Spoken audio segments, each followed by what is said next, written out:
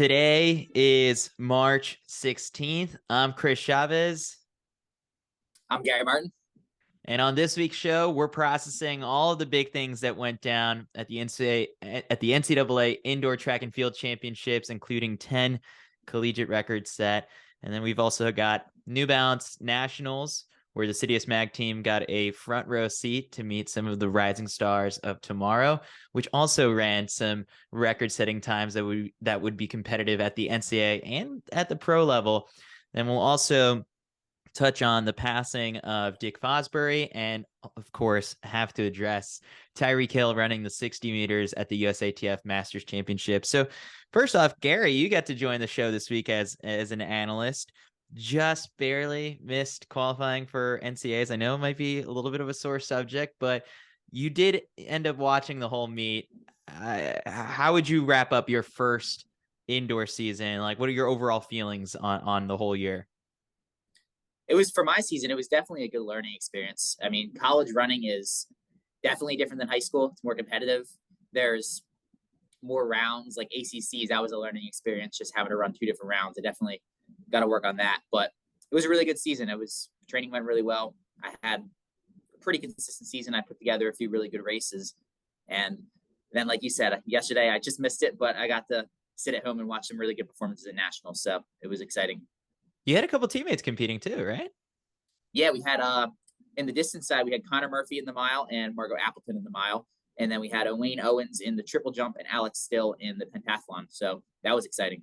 Yeah. So it's good showings by them. And then now the page turns for you to outdoor season. Already have an opener on the calendar, I hear.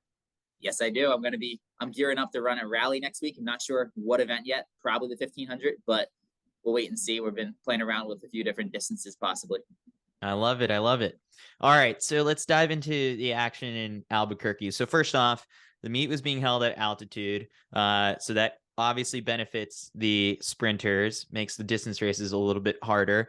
Also, we're returning to the place that the NCAA Indoor Championships were supposed to be held in 2020. And then out of nowhere, the pandemic hits and they had to cancel everything. So for some athletes, I guess they had eligibility back then. We're still able to kind of get that redemption meet and compete there this weekend. So overall, Arkansas came away with both the men's and women's titles. We saw some big performances by Jaden Hibbert and Akira Nugent that scored them some pretty big points. And we went into the weekend knowing that Britton Wilson and Aiden Owens-Delerme were going to be big contributors as well. But a really strong showing from Arkansas. Let's start with who of all the events and athletes impressed you the most, Gary. What was the performance that wowed you? Overall, it doesn't have to be on Arkansas. Yeah. I mean, I feel like this is an easy choice, but Caitlin Toohey is incredible to watch, and that was two exciting races because when you're watching Caitlin Toohey this year, especially, she's just so dominant. I got to see her in person at ACCs. She just looked in control the whole time, and it was the same at nationals. I mean, she waited and kicked for the last either K or mile or so, depending on the race, but the whole time you could just sense that Caitlin Toohey was in control and that she was going to go when she was ready to go. And if I'm correct, she was, I think, second at nationals last year, right? Yeah. So now this is just 3 straight titles. I mean, she's been, I believe, undefeated ever since the cross country season against collegiate athletes. I mean, won the NCAA cross title, then comes out of this weekend with the 5K and the 3K titles.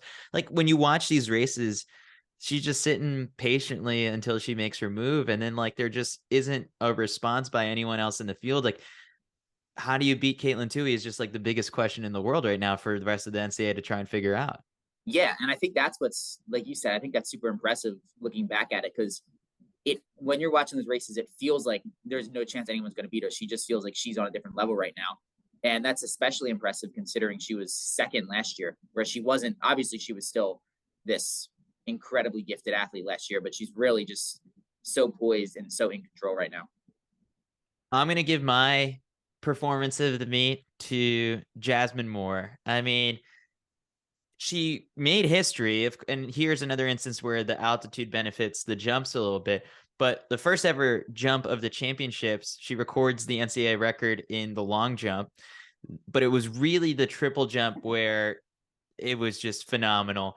She triple jumped 1508 meters and then came back and bettered even that, becoming the first American woman to go beyond 15 meters indoors or outdoors. She's got the top 5 indoor marks in U.S. history now. When you kind of think about where she stands, like on the world stage, like Yulimar Rojas is, yes, at a whole nother level in the event, but her marks would have gotten her a medal last year. So the reason I'm particularly very excited for Jasmine Moore is because now people forget that she had an Olympic experience at 20 years old in Tokyo, competed at world championships last year as well, just barely missed out on making the finals. So you couple all of that together, that championship experience and, how well she's been doing, really leveling up this year with, Coach Nick Peterson at Florida, that I'm really, really excited for her to be a global medal threat coming into the outdoor season. So for me, it was really hard to pick anyone in the distance races, but I'm going Jasmine Moore. And it's like,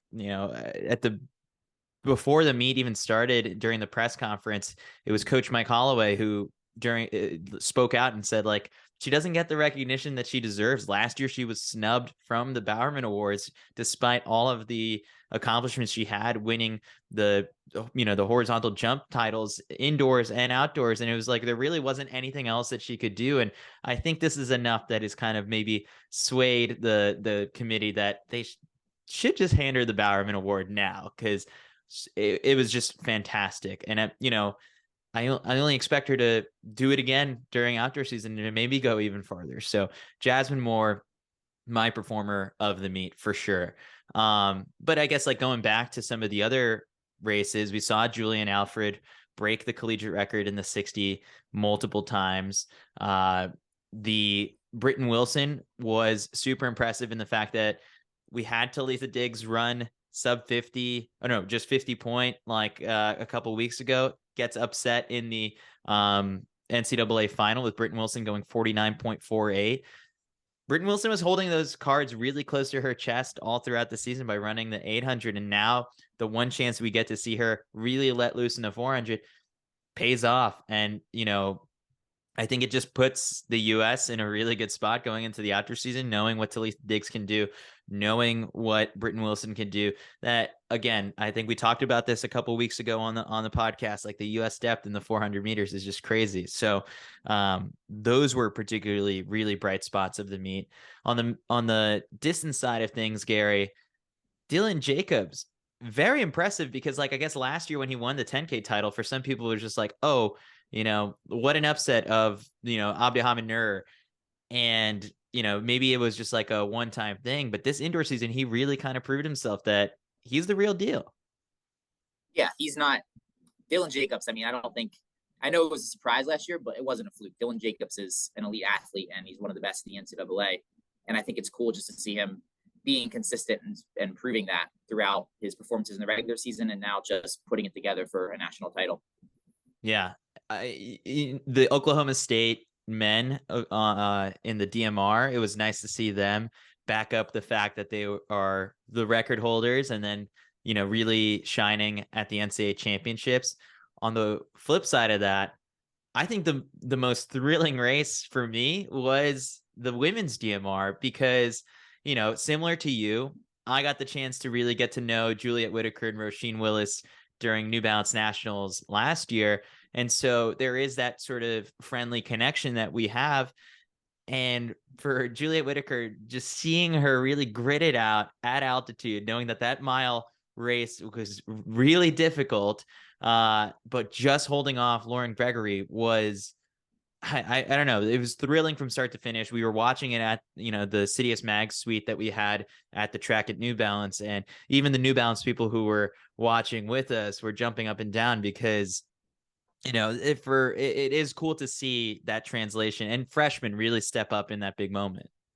Yeah, especially because, I mean, Juliet had just run the 800 prelim, and in that race, like, you could go into that last lap, Lauren Gregory put on a huge surge, and you could just you could see it that Juliet was hurting. And in my mind, watching it, I thought Gregory, like, she's going to catch her. And then Whitaker just found another gear with 50 meters to go, and to have that kind of just, I guess, control over your racing as a freshman is super impressive. And I mean, like you said, I've met Juliet, I've met Roisin.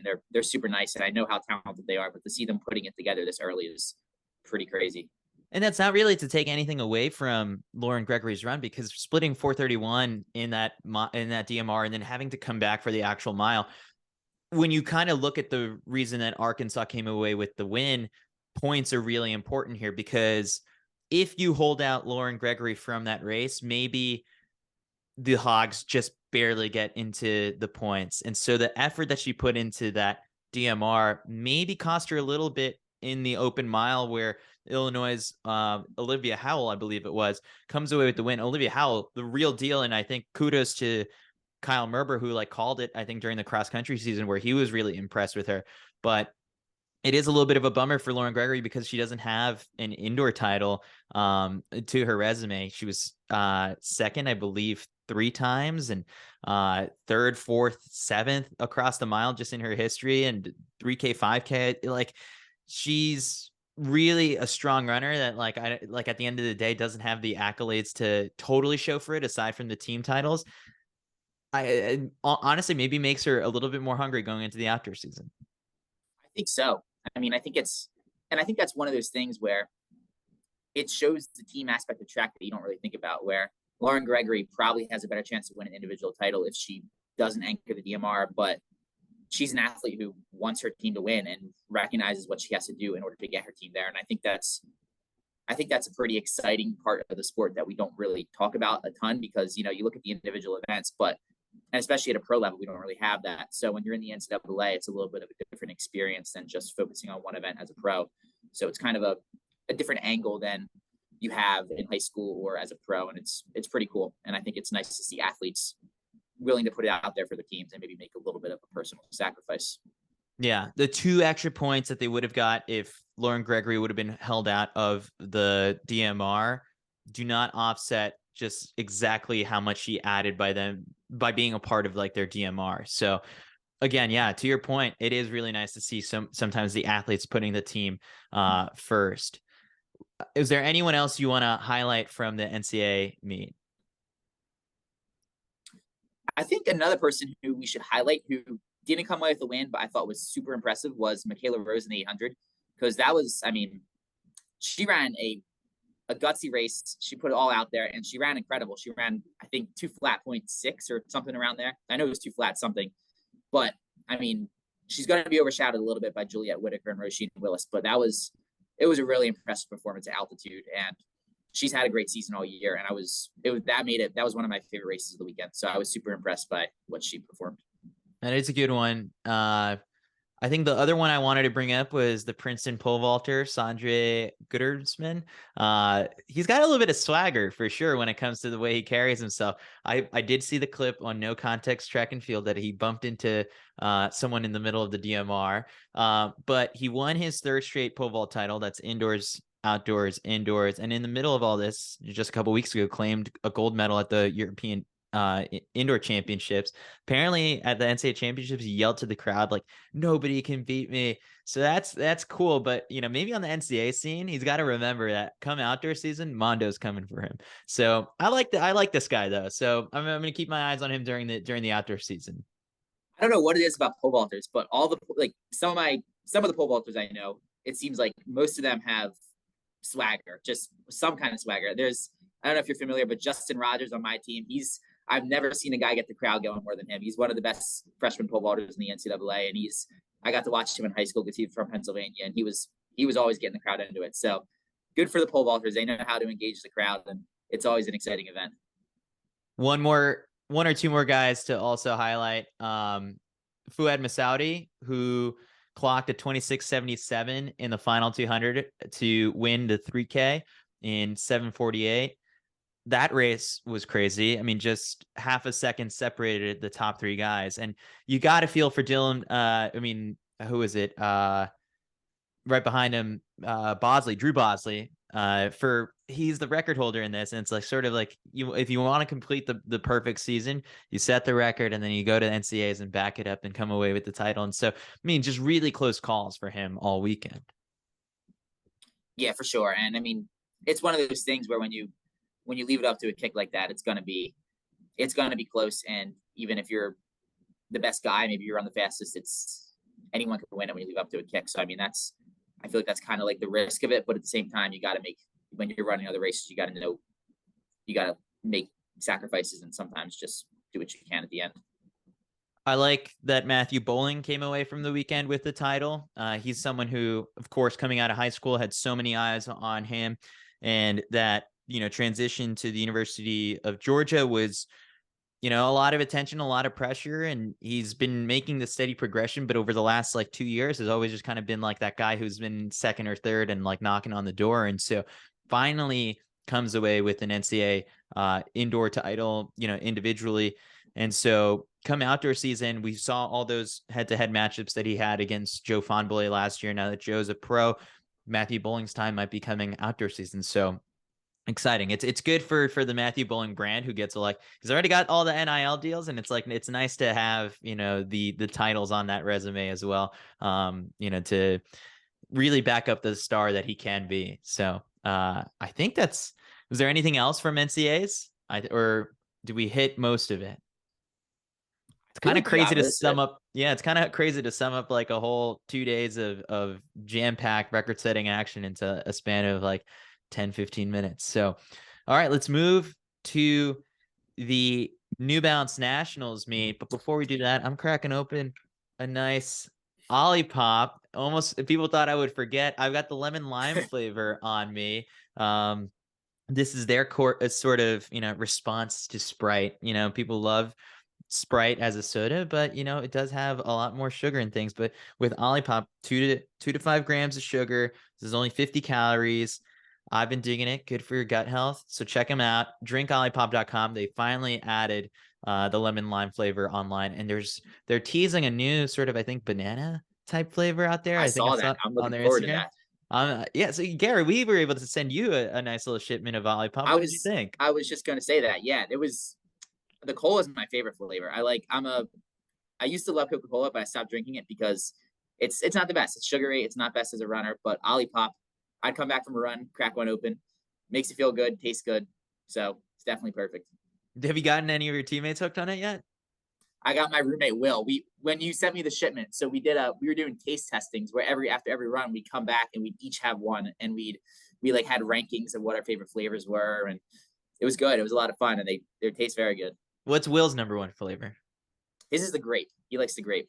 Oh, see, that's controversial. I've got friends of mine on my Central Park Track Club team who don't like the grape, and I'm like, I don't mind it. So, but yeah, no, I think this one's kind of when you get a chance to try the lemon lime one, I think it'll be up there, maybe top 3 for you. So, okay, visit drinkollipop.com, use code CITIUS25 at checkout so you can get 25% off your orders. All right, let's move to New Balance Nationals. Did you miss not being part of this meet this year a little bit? A little bit. It was definitely because that was I feel like that was kind of a breakthrough for me last year. At least confidence wise, it was a lot of fun too. I mean, just being around all those high school athletes and just getting to run with those guys, and you don't get that same experience in college, where you're just hanging out with everyone before and after the race. But so I definitely missed it a bit. And this year they moved it up to the track at New Balance, and the atmosphere was electric. More than 5,000, close to 6,000, I think, high schoolers signing up for the meet this year. Every single race was either on time or ahead of schedule, and you rarely ever get that at a track meet. So major kudos to the Trials of Miles race organizers who were behind the scenes and making sure that all of that ran smoothly.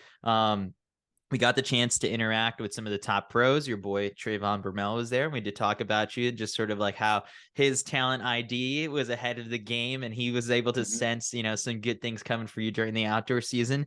We got a very rare interview with Sydney McLaughlin Levroni. I finally got it right. She corrected me, and I'll never make that mistake again. And overall, it was a great weekend. We got the chance to meet some rising stars, and still, I guess some friends of yours who are still competing. So let's start with Connor Burns, someone who I believe, you paced into his first sub 4 mile. Yeah. Comes away with the 2 mile title, and really was sort of, I guess, biding his time during that race. At one point, they let the pace lights, something you didn't have, I guess, last year. Maybe they would have helped you in that mile attempt of yours. But for the most part, people weren't as focused on the lights. It was more just to, add context for the people in the stadium as to like, hey, that light up ahead is Edward Cheserik's national record, or that light is set for sub 4. And so you get a little bit more information. But for the most part, Connor was one of those guys who came into this meet when I spoke to him on Thursday before all of it, was like, hey, honestly, I don't really care if anyone breaks 4 minutes. He's already done it. He's just here to race and win the titles. And he did that starting off with the 2-mile title where he ran 8:43:24, which was very impressive. Yeah, I was super impressed by that, because if you remember earlier in the year, he ran that 2-mile against guys like Jackson Heidish, and I think was Cole Madison in that one too. I know Jackson, that was the one Jackson Heidish won. I forget who else was in it, but Connor was pretty open about wanting to run a really fast time, and went for it in that race and went out a little hard, got up maybe a little over his head, and then was reeled in. So to see him attack this one with a different strategy and kind of go out a little more conservatively and then just pull away at the end it was a pretty impressive performance, and it was good to see him come away with that. So that was Connor Burns. Like, I guess, can you speak to a little bit, once you had sub 4 like you got it done fairly early during the season, you still had a couple more races, like just how much pressure does that take off of a high schooler? Like Connor Burns now can all he has to do is focus on just racing and winning as much as he can. It takes a ton of the pressure off, because I know before I broke 4, it was one of those things where you're so focused on it that you kind of have to like try not to think about it, because you don't want to just get over fixated where you're not focused on anything else and it's all you care about. So you just kind of got to push it to the back of your mind. But then once you break it, you can stop worrying about it. You can go back to just racing to race, having fun, focus on some other goals. And really you can run another mile or two, try to PR, but you don't have to worry about getting under the barrier every race. The attitude that these kids have nowadays, where it's like, even Rocky Hansen just kind of dismissing it as like, I don't really think of it as a barrier anymore. You see how many guys at the NCAA level that you're at have done it, that it's sort of just like a rite of passage at this point. If you get it done, then it really kind of puts you into that upper echelon of like, yeah, you're good. But, so it is cool to see that they aren't as phased by it and aren't as like obsessive over the time. On the women's side of the 2-mile, Ellie Shea, that's when she started her very busy weekend, winning the 2-mile in 9:49. And then after that, I think coming back and winning the 5K, and also competed in the mile. Really strong showings all around. I'm impressed by just the amount of racing that she does. Yeah, she was, I mean, I saw the 2-mile and the 5K, and then I actually didn't realize that she was coming back in the mile at first, which that's a pretty crazy triple. And especially the way she ran it. Like if you're someone who knows you're going to run a triple, you're going to sit in the pack and then just make your move with like 400 to go, do what you have to do to win, and maybe not worry as much about the time. But I think what was so impressive about her race is she knew she was the best one there. She knew she could win it, and she just went after it right away. She went out in the 2-mile in 1:10, which is blistering. It's in over your head. But if you want to run fast, sometimes you got to go in over your head. So I was super impressed by Ellie Shea.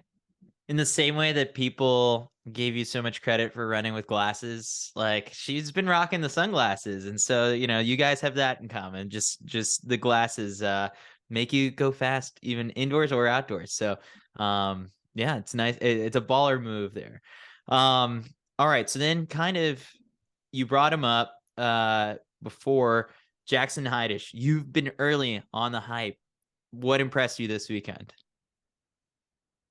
I think what was impressive this weekend is that we've seen Jackson run really fast now. He ran that really fast 2-mile. He had some great performances in cross country, and he ran fast in the mile last year. But there's a difference between running fast and learning how to win a national title. And I think that New Balance Indoor Nationals for me last year was the first time I really felt like I put it all together, and I went out and I won a national level meet. And I wouldn't be surprised if that's the same case for Jackson, because like I said, it's his first time winning a big race like that. I mean, not a big race, but it's the first time winning a national meet. And I think that can go a long way just for confidence. And really, when you do something like that, you think you're the best, and then you can go out and you can run faster outdoors. Tyrone Gorsey running breaking Cheswick's record and going 13:56. He did the sleeping motion right after the race. I was just going to say, I love the celebration. I loved it. He was sort of slept on because you come into this race and all eyes are on Lex Young, having run 13:48 or whatever might have been last year during outdoor season, that when you're 15 seconds ahead of the national record, you think, oh, all right, like even on an off day, he can run below Cheswick's previous mark. But it still looks like, Lex Young is coming back from the injury setbacks that he had in December and January, that he's not really quite at top form, but hopefully come outdoor season, he can get back there. And Tyrone was one of those guys who seized upon that moment and ran a really strong race to press on for 13:56. Yeah, I think he bided his time well, and he knew he had the strength to pull away in the end, and he did. And it's one of those things where, I mean, like you said, I think we've slept on him because a guy like Lex Young is in that race. But if you look at Tyrone Gorzay's resume, he had already run 14:08 for 5K. He had run 29:29 for 10K, and he had run 8:05 for 3K this year, which that's a pretty elite resume. And if Lex Young isn't stealing the spotlight from him, I think we're maybe still talking about the national record being broken before the race, except we're talking about Tyrone Gorzay, which he did go out and break it, but maybe we didn't expect him to do it before the race. The mile, so the title moves on from your hands to Jackson's hands. The thrilling finish and the record too. And the record. You watched the clips enough. You've seen the photos at the very end. Devin Kipiego's kind of got his thoughts out there of like whether or not there should have been a DQ, but I'm kind of thinking it's like, Devin, you're bringing up a DQ. You might be the one getting DQ'd from this thing because of the contact right at the finish line. It's just racing. No high schoolers got DQ'd in this one. But that finish in particular was, I mean, it lived up to the hype. I mean, once the lights go away and there's no sub-4, that's what you want to see in a race. Yeah, they were battling it out to the end. I mean, literally, mentally, physically, you could see them pushing and shoving a little bit. I mean, that's racing. That's how it works. And it was pretty exciting. It was a crazy finish. It looked like a Renaissance photo from some of the angles, but it was super exciting. On the girls' side, Sadie Engelhart, 4:38. Like as of right now, she is just sort of like the number one miler in the country on the girl side of things. And, I guess Irene Riggs is up there as well, but I'm very impressed with Sadie running this fast as a sophomore right now. I was going to say, she's a sophomore. It's crazy. She's not only running fast, but she's winning national meets, and she's just so consistent. Yeah. All right. And then last year, you were the guy who kind of won over a lot of fans with just how he conducted himself in the post-race interviews. And this year, it's Quincy Williams, the 15-year-old who ran 46 seconds in the 400. He's been running since he was like 7 years old. He's got 9th grade high school records in the 300, the 400, the 500, and the 600. And when you watch him, he just seems like a total pro. Like, this kid is the real deal. I'm very excited. I got the first chance I got to meet him was on Thursday when they had like a little dinner for the high school athletes. And, they said, hey, would you mind interviewing Quincy? And I got to know him, and immediately I was like, oh, he's a freshman. I'm going to throw him a couple softball questions. And this kid was hitting grand slams every single question I was asking him, that I was like, this kid really knows how to savor in the spotlight. On Instagram, like, he was posting some motivational quotes. Like, I'm very excited to see how he develops. And in the best case scenario where he goes on to, make US teams in the future, it's cool to kind of have these moments on camera where it's like, this is the purity of high school running right here, where it's like, this kid is just really excited to be running his best, getting a chance to meet some pros and win, national titles. Quincy Wilson. I'm sorry, I got it wrong. Quincy Wilson, remember the name. I think the cool thing too about Quincy Wilson is, like you said, he's a freshman. So we're going to get to see his development as an athlete over the next 4 years. And as a person, you'll get to hear from him more, and you'll get to just see him rack up titles and rack up accomplishments and really just kind of like progress before us. He's already in the spotlight. because a lot of athletes, you don't really get that spotlight till junior or senior year, but Quincy Wilson's already there. The two other sprint stars to really remember from this one, Ncaa, who ran 20.48 to set a national record in the 200. And then his teammate, Adeja Hodge, 22:33. Qualified, I believe, for the World Championships, would have been third at the NCAA Championships. In that race in particular, yes, there was some attention on Shanti Jackson, like the star all throughout the regular season. But from the this race in particular, first round, she breaks like a record or ends up high up there on the all-time list and backs it up during the final and really lets the fireworks go. We did a race breakdown with her. She was a character. Both her and Issam were fantastic on our post-race shows. I mean, whatever's happening at Montverde Academy is working. I honestly, I didn't even know they were from the same school until you said that. So that's pretty incredible.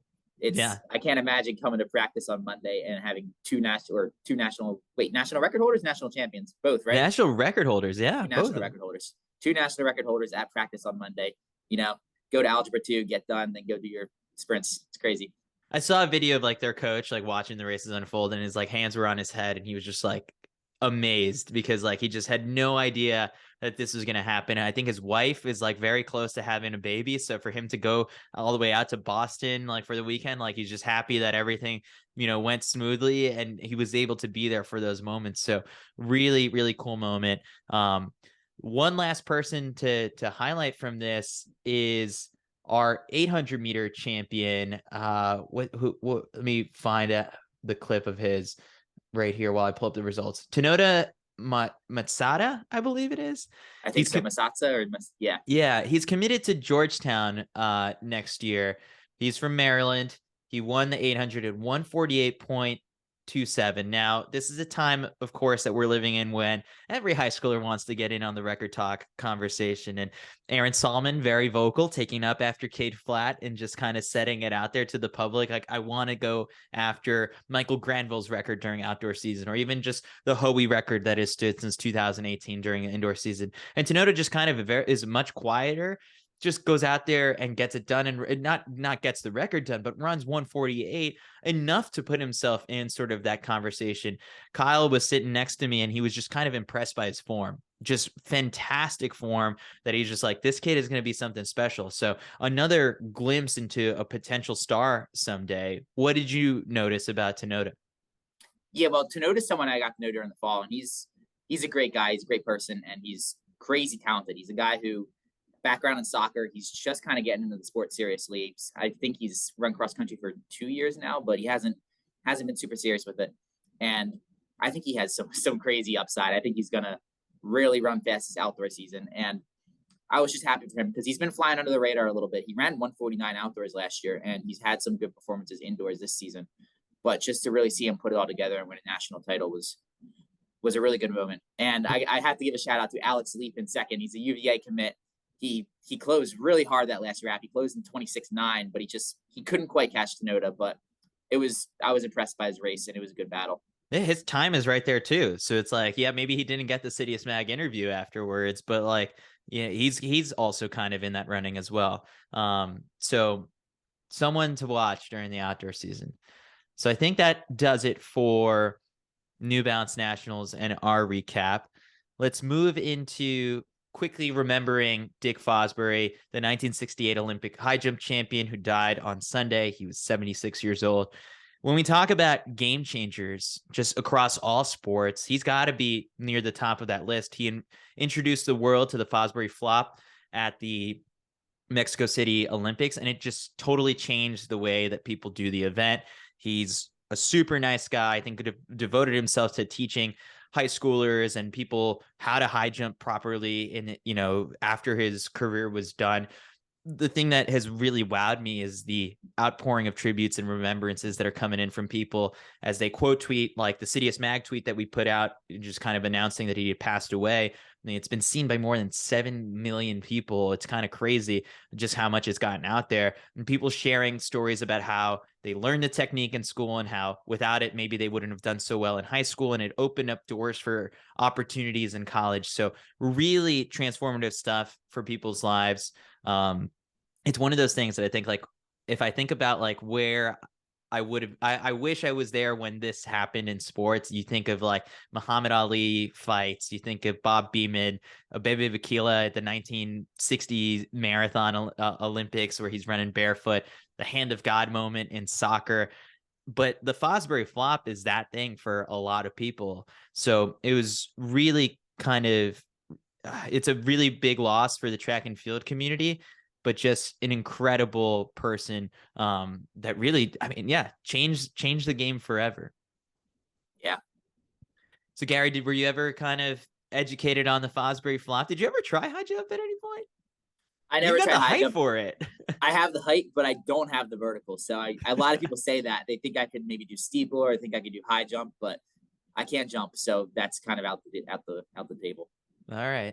We're not seeing you at steeplechase at UVA yet, at least. Probably not. I think Vin's too afraid I would trip and shatter a kneecap or something. All right. Okay, let's move to one more topic before we get to buy or sell. Tyreek Hill. I mean, this one took the internet by storm over the weekend. First track race in like 9 years, and decides to run in the 25 to 29 category at the USATF Masters Championships, which I had no idea was a thing. Maybe I didn't know it existed. now, honestly, like this would have been my last year in that category, that I just don't know. It looked like there was like an extra lane or two that if I had just run a 60-meter race earlier this season at one of these Armory like all comers meets, if I would have been able to just enter myself and had been in there, would have been really funny to see that. But he enters this race with no bodies, runs 6.70 to win, puts him at like 213th on like the world's list. Wouldn't have even won the New Balance national title. He would have been fourth in that high school final. What did you make of it? Kyle wrote about it in the lap count. He said it's not good for the sport. It's not bad for the sport. It was just a thing that happened. Yeah, I lean towards agreeing that it's just a thing that happened, but I think I don't know.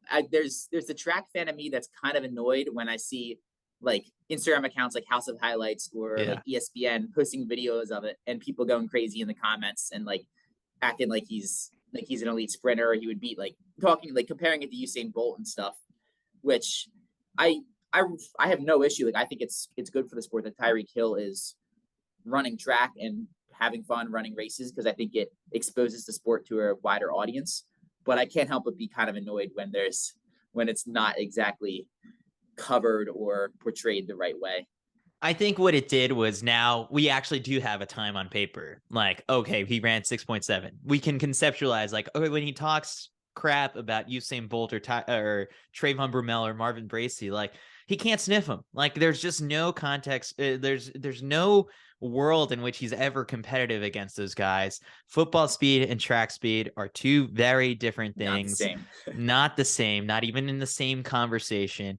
So all in all, I think like we can finally put some of that stuff to rest. Now, can Usain Bolt run 6'7" right now? He's been retired a couple of years. Like he packed on a couple of retirement pounds, and like maybe he can. I think he could. I mean, like that talent never totally goes away. But for Tyreek Hill to ever be in the conversation with world-class sprinters like a Fred Curley or Marvin Bracey, Trayvon Brumell, whoever might be, dismissed that thought. And so I think we can finally put that to rest. I'll give the extra attention. Yeah, the House of Highlights, the mainstream media aggregation about this thing a week or two before it finally dies down. I did see like, I guess maybe on the flip side of things where pro track and field athletes do start to get a little bit of attention is when TMZ calls, Christian Coleman, which I think I just saw happen, and asks him like what he thought about that race. I think what maybe that does it exposes a TMZ viewer to realize, oh, Christian Coleman is a faster person, and like maybe I should follow and see, learn a little bit more about him. So maybe in that side of things, there's that sort of entry point into the top end of the sport. But overall, it was one of those things where I shrugged it off, saw the result, tweeted it out, and that was it. I'm ready to move on from Tyreek Hill. So that's that. Let's put that one to rest. All right. Final thing, buy or sell segment. Because Gary's got to get to class as well. Gary, what are you buying? What's been on your mind recently? I mean, we talked about this a little bit earlier, but I think one thing that I'm buying is just like people doubling and tripling and running multiple events at NCAA for their team and really just competing and being impressive, like being competitive in all of them. I mean, the two that come to mind specifically are Roisin Willis and Juliette Whitaker. They ran a total of 4 races this weekend between the 800 prelim, the 800 final, DMR 4x4. That was super impressive. We saw Lauren Gregory run the DMR, the mile. I mean, just putting it all out there for their team and really putting their best foot forward still. I was super impressed by that. All right. I like that one. I hope we do see more of that during the outdoor season. What am I buying? I am buying the showdown between Joshua Cheptegei and Jacob Kiplimo this weekend at the NYC half. We also will have Helen O'Beary getting her chance at redemption on the streets of New York, where last fall in those hot and humid conditions didn't really go according to plan, and she finished 6th. So she comes in as the favorite in this one with Simberi Tafari, who's had some success and is the reigning champ at the NYC half. Might have a thing or two to say about it, although I will highlight Helen O'Beary 17-1 against Simberi Tafari, so she might have her number. So you can watch all of that on WABC 7 in New York or on ESPN's apps. I will be on that broadcast. I got the call again, so expect me to insert my signature "This is spicy" line somewhere in that broadcast. So I'm buying the NYC half. It's going to be exciting, and I hope everyone tunes in. What are you selling this week, Gary? I think what I'm selling is, it's a bit unfortunate that it happened. I don't know what you can do about it, but I'm selling the Villanova men getting bumped into in DMR, because it was just unfortunate. Like it just sucks because it kind of like takes a competitive team out of the race. It kind of like you lose your groove. And I know it happens, like stuff like that in track field happens, mistakes happen, accidents happen. But I don't know, as a fan who was watching the DMR, I just felt really bad for the Villanova guys, and I wanted to just give them a shout out because they had a really good year. They got a great group, and it was just unfortunate that their DMR season ended that way. You're always going to sneak a Philly reference into the podcast. Always. Soft spot in my heart. All right. What am I selling? I'm selling Keira D'Amato's injury.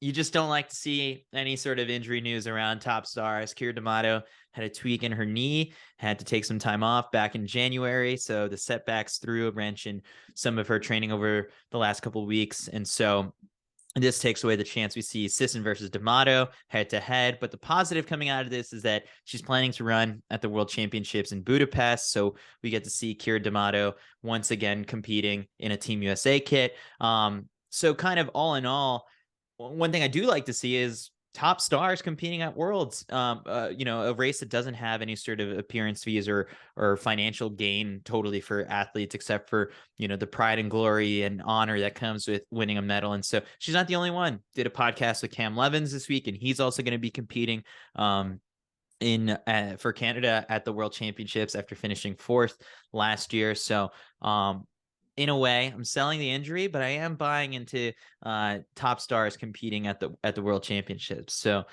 that is this week's show. Final thing, we go through what we have coming through inside CITIUS MAG. I had that podcast with Cam Levins. We also pushed out the podcast with Sydney McLaughlin. And other than that, we've got so much content from New Balance Nationals. You can check it all out on our YouTube channel. We've got some great photos. And we've got another couple more videos coming out of this past weekend. So stay tuned to all of that on the CITIUS MAG YouTube channel. Any final words, Gary, before we let you go and get back to class? Yeah, I mean, I think it was a super exciting weekend of racing. And I think it's always fun when there's so many races that you can't keep up and you feel like you're missing stuff. And next thing you know, you're checking Twitter and there's a new national record broken from a different meet you weren't even watching. So yeah, I just want to say it was a super fun weekend. I was struggling to keep up with all the events because there was so much going on.